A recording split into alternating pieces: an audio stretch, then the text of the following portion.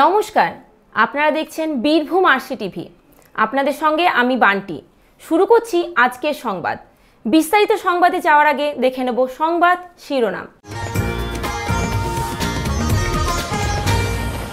অটোর চাবি কেড়ে নেওয়ায় পথ অবরোধ সিউড়িতে।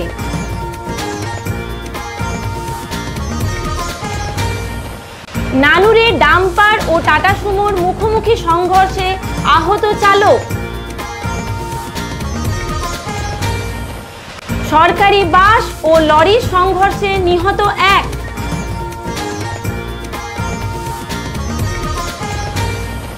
এক্সপোজার ভিজিট দুবরাজপুরের পাহাড়েশ্বরে।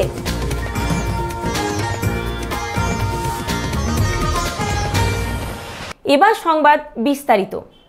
অটো ও টোটো চালকদের দৌড়াতে যে কোনো শহরে যানজট বেড়েই চলেছে, আর যদি ট্রাফিক নিয়ম ভাঙা হয় তবে তো কোনো কথাই নেই।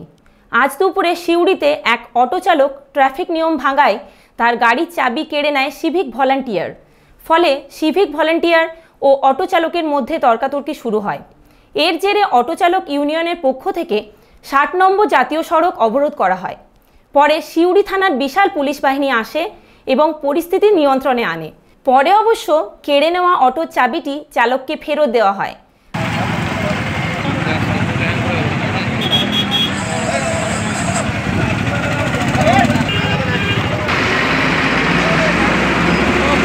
পার্থ দাসের report, Birbhum RC TV, Suri. আজ সকালে নানুর থানার নতুন গ্রামের কাছে একটি ডাম্পারের সাথে টাটা সুমোর মুখোমুখি সংঘর্ষে গুরুতর আহত হন টাটা সুমোর চালক। টাটা সুমো গাড়িটি দুমড়ে মুচড়ে যায়। স্থানীয় মানুষের সহায়তায় টাটা সুমো চালককে শীঘ্রই বর্ধমান মেডিকেল কলেজে পাঠানো হয়। দুর্ঘটনার ফলে যানজটের সৃষ্টি হয়। নানুর থানার পুলিশ ঘটনাস্থলে এসে পরিস্থিতি নিয়ন্ত্রণে আনে।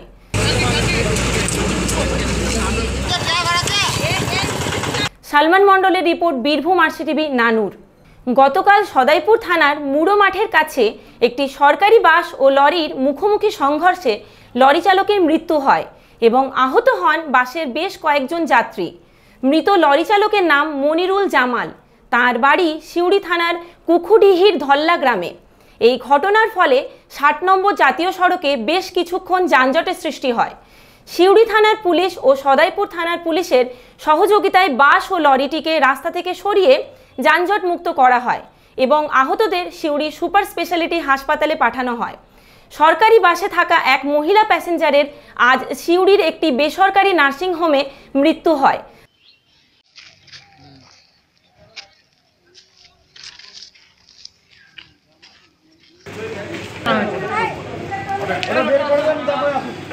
পৃথ্বীময় চ্যাটার্জির report, Birbhum RC TV, Suri. Khoyrasol ব্লকের নাকড়াকুন্দা উচ্চ বিদ্যালয়ের এক্সপোজার ভিজিট দুবরাজপুর পাহাড়েশ্বরে সর্বশিক্ষা মিশনের সৌজন্যে ও বিদ্যালয়ের শিক্ষক শিক্ষিকাদের পরিচালনায় এই ভিজিট ছাত্রছাত্রীদের একঘেয়েমি কাটানোর জন্য নির্দিষ্ট গণ্ডির বাইরে বেরিয়ে নতুন পরিবেশের সঙ্গে যোগাযোগ স্থাপনই হলো এর উদ্দেশ্য।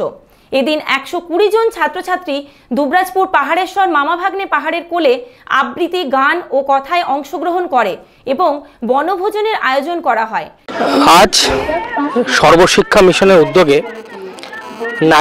নাগড়াকোন্দা উচ্চ বিদ্যালয়ের 120 জন ছাত্রছাত্রীকে নিয়ে আমরা আজ মামাভাগ্নে পাহাড়ে এক্সপোজার ভিজিট করতে এসেছি।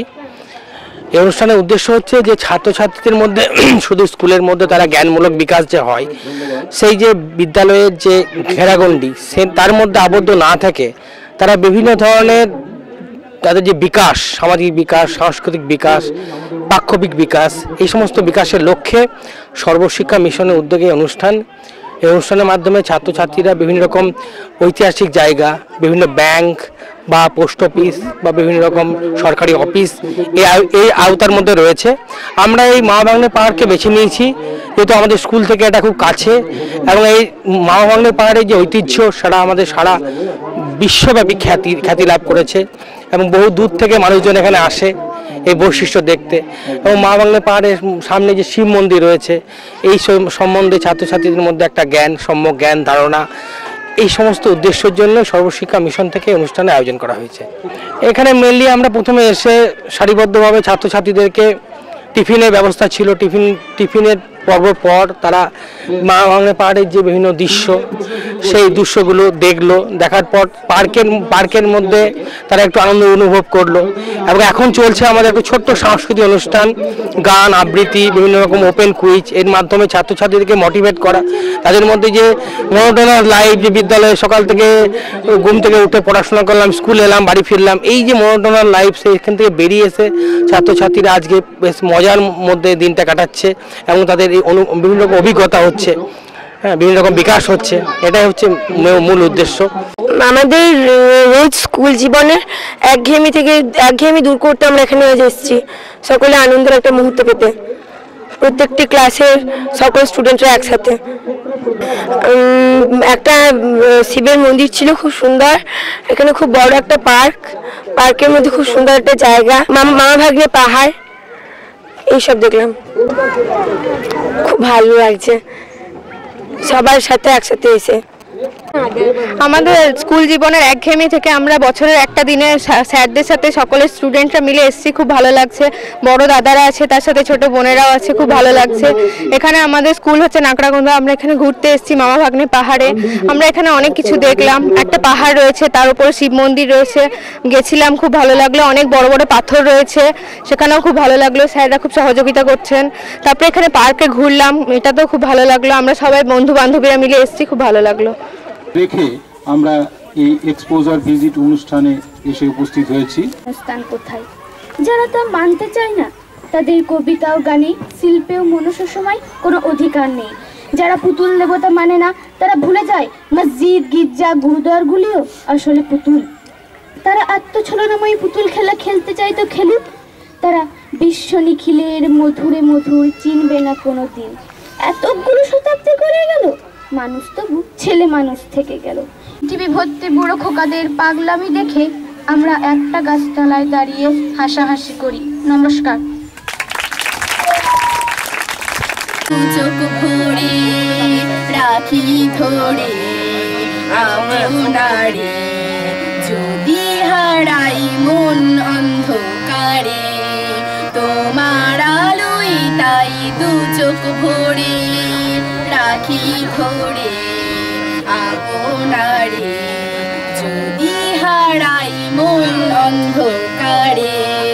কত খেলা সারা বেলা, কিছু রাখা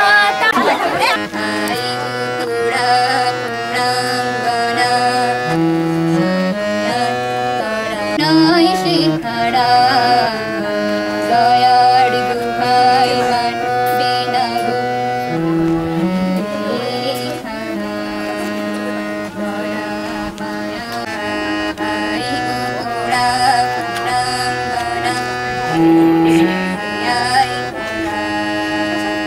এবার সখী সোনার মৃগ দেয় বুঝে দেয়